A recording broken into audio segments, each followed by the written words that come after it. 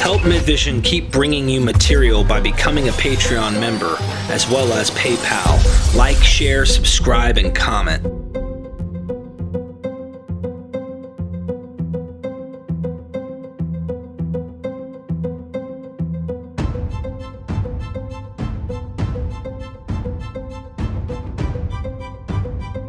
Perfect timing to ask this question, especially since it's raining, Jason. Noah's flood and the biblical story of the ark.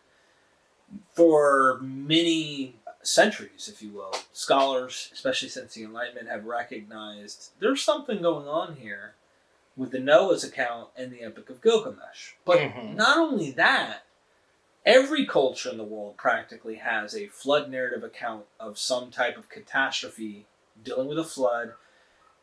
And so, in your particular research, I can spout off what other scholars I've had on talk about how creation and floods always have something to do with one another, right? Antediluvian worldviews and stuff. What do you find going on with the flood of Noah and the Epic of Gilgamesh? So the flood in Genesis 7 is one of my favorite examples when people ask what my show is about, because it's one of the most clear examples of an external myth and its influence on the Bible. So what we have is this flood where this God decides to destroy the world with water because people aren't doing what they're supposed to do. They're causing trouble. The world's going to have to be cleansed. Or if you look at Genesis 6, right before that, there are these giants called Nephilim that are running around, and they are causing trouble, and they're the reason we have to destroy the world with water. Either way, the world has to be destroyed, and Noah is the person who is tasked with gathering up all the animals and building this boat so that the world can essentially be remade after the flood waters have receded. Now, this story is not unique to the Bible, but at the same time, it's also not recognized worldwide. If you go to, say, Japan, they don't have these torrential rains that causes flood. Their flood myth is about a tsunami. If you go to some place like Peru, they live up in the mountains. If there was some kind of flood, they wouldn't know about it. The flood myth they have isn't even theirs. It's a flood myth that belonged to people who live down by the coast. So it's a completely different flood myth. And what you have basically is that ancient civilizations often were near water, and these bodies of water would often flood. And so each nation or each city-state or just each little group of people would end up with their own flood myth. And the Noah's flood story, we can actually trace this thing back about 5,000 years. This goes back to about 2900 BC.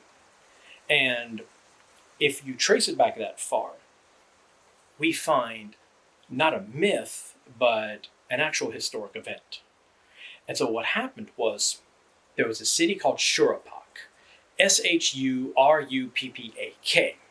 So you can go Google that, the Flood of Shuripak.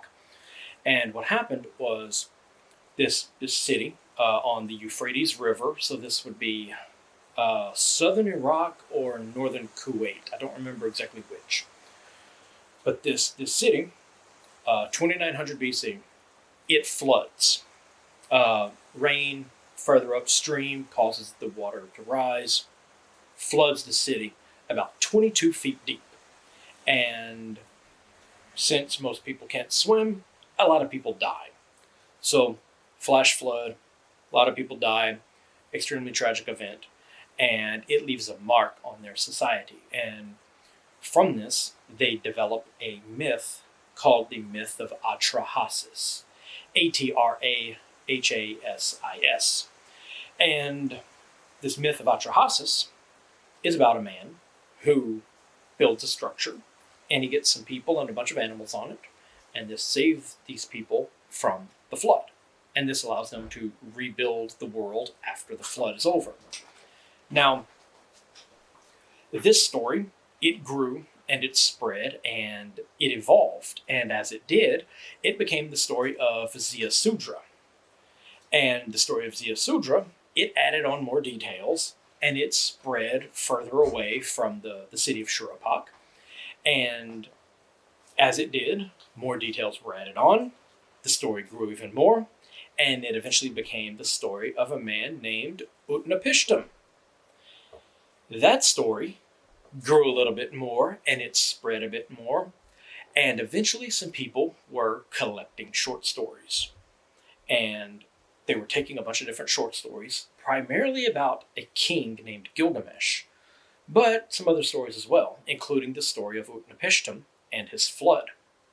They took the story of Utnapishtim in its much evolved form, and they added it to the Epic of Gilgamesh. And then the Epic of Gilgamesh did something that most stories of the time didn't do. It basically became mass-produced. People were cranking out these clay tablets, printed in cuneiform, baking them hard as stone, and these things, they were traveling, they were being distributed. They end up on multiple continents and translated into multiple languages. That really didn't happen at the time. And eventually, this story, the Epic of Gilgamesh, with the tale, with the myth of Utnapishtim, reached all the way into Israel. And we know it reached Israel because we have this thing colloquially named the Megiddo Fragment. This is a portion of the Epic of Gilgamesh that was found in Israel. There was an excavation, I believe, early 20th century, like 1920s, 1930s. Don't quote me on that date. Some people were digging, and they found, pottery, all sorts of things. But a lot of stuff kind of got tossed out. A guy digging through a refuse pile found this piece of clay with these scribbles on it and thought it was important and brought it to him. And he's like, hey, look what you threw in the garbage. And they were like, oh my God, this is cuneiform. We've got cuneiform, our oldest writing system. We have this in Israel. This thing was later translated. And they were like, this is part of the Epic of Gilgamesh. Like 1,000 years before the Old Testament was compiled, they were reading the Epic of Gilgamesh in Israel. And this story, the myth of Utnapishtim, was in the Epic of Gilgamesh. It's a prominent scene. Gilgamesh, he finds Utnapishtim and talks to him, asking about the secret to immortality, how to live forever. And Utnapishtim recounts his whole journey, his whole ordeal with building this giant ark and getting all these animals and everything else, the whole flood, and releasing birds to find out if there's dry land yet, and yada, yada, yada. You know the story. Same thing, yeah. Right. And eventually it comes to rest on a mountain. Not Ararat, because this was a whole different part of the world. This was a mountain in, I believe it's a mountain in Iraq, but don't quote me on that because it's been a long time since I did my episode on Gilgamesh. On Noah.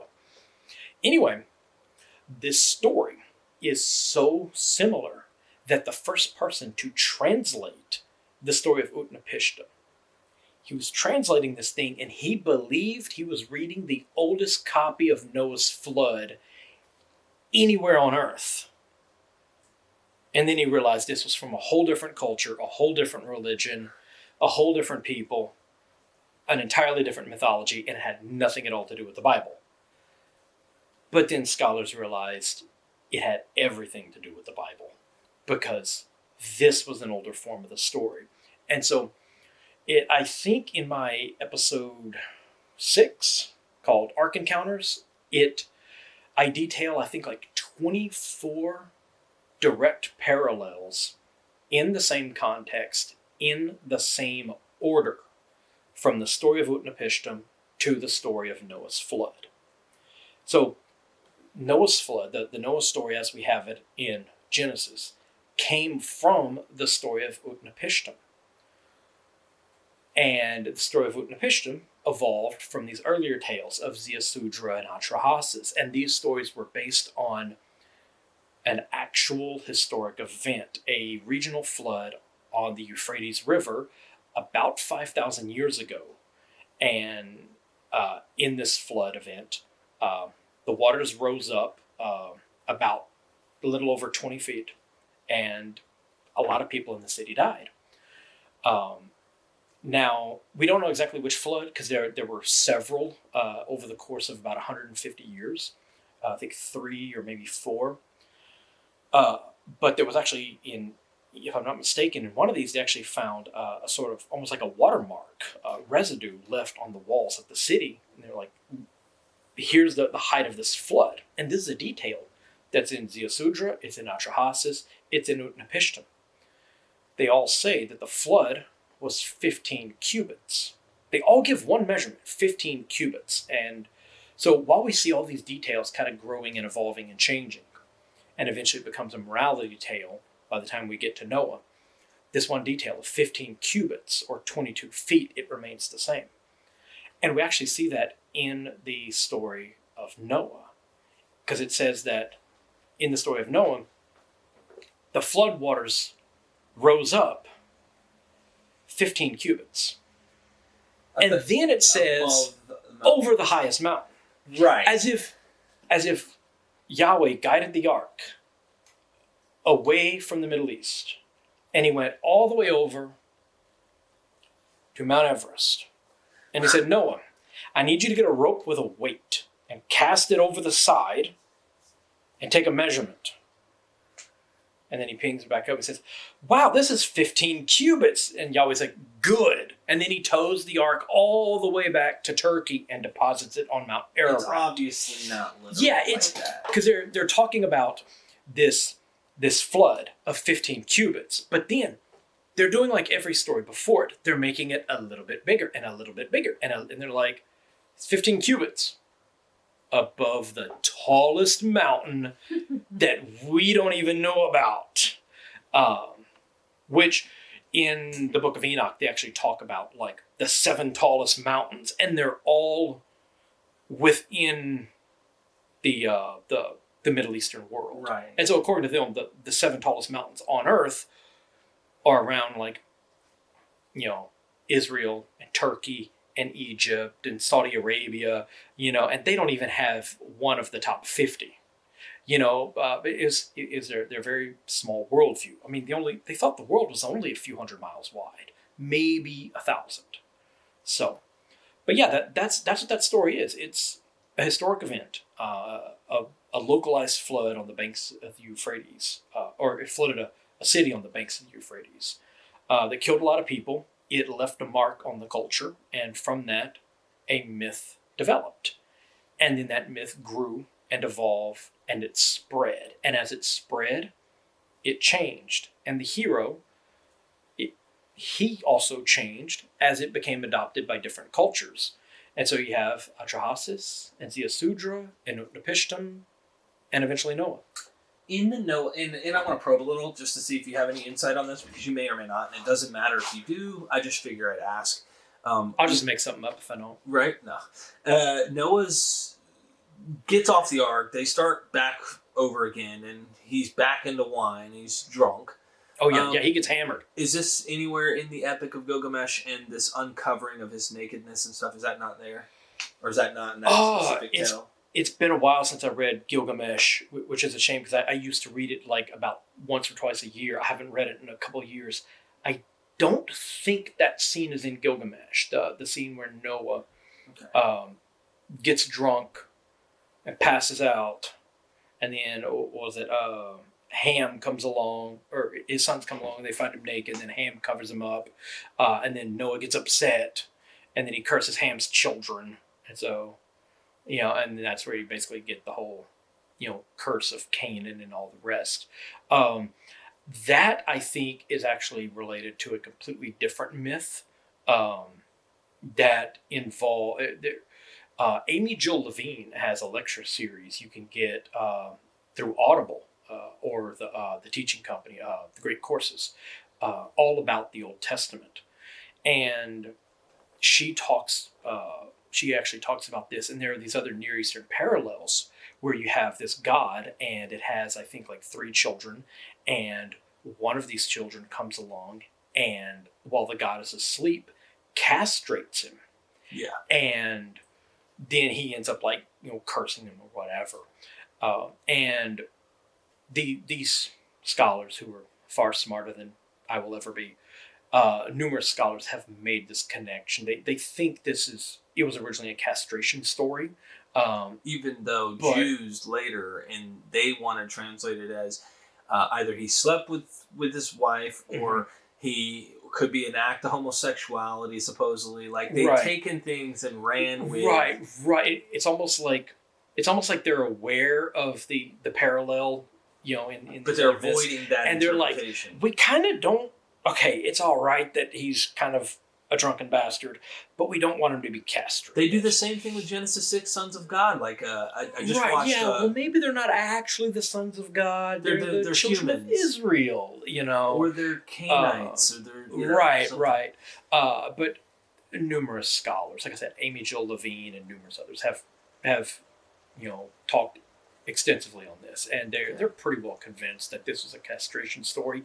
Right. I mean, it doesn't make sense that you just saw him naked. I mean, look, you just spent like a couple of months on a boat, and I mean, these kids have never seen their dad naked. What are you talking about? He got drunk, he passed out, they covered him with a blanket, and for that he's going to curse them for 1,000 generations. That makes no sense. And how would he even know? He got drunk, he passed out, and then it says he woke up and saw what his son Ham had done. Well, what did he do? If his son Ham saw him naked and then walked off, what? Noah woke up and was like, oh my God, I'm naked. I bet my son saw me. I'm going to curse his children. What? It makes no sense at all. But there are Near Eastern parallels, and in those, he's castrated so that, basically his line ends with them, and then they can go on and have their own kids, and he can't. I mean, look, we have numerous instances throughout the Old Testament where you have one of these national leaders, a patriarch of some kind, whose wife is barren. Now, at this point, Noah's like, 600 years old? His wife probably wasn't going to have too many more kids after the flood. But he's got 3 sons who all have wives. One of them's probably like, yeah, I don't want to catch dad with my old lady. I'm going to go take care of this while he's drunk.